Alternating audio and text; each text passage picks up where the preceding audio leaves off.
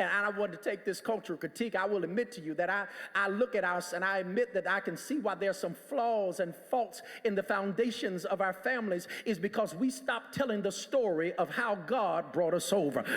It seems like now we get so caught up in talking about our shoes, our education, and I'm not saying nothing's wrong with that, but at some point, child of God, you got to be honest with those coming behind us that listen, before you get it twisted and think we made this on our own, we did not pull ourselves up by our bootstraps, but we got a God that's been with us every step of the way. Y'all ain't gonna like me, but I feel like preaching all of this today. At some point, you have got to start to recall how good God has been. And the reason why we have a generation of people that don't know about God, that don't understand his word, is because we stopped telling the story. If you ever notice how God's operate, whenever God was about to do something in the life of his people, he always reminded them what he had already done.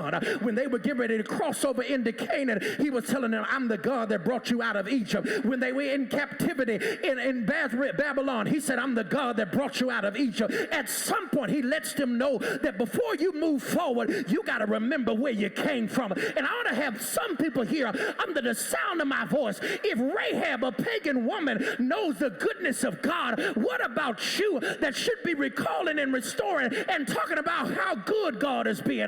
That when you look back over your life, God has been there. Every step of the way, God has made a way.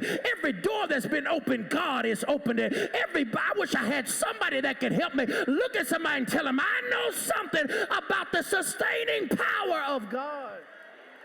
I love that. And that's why our families are struggling, because we stopped telling the story.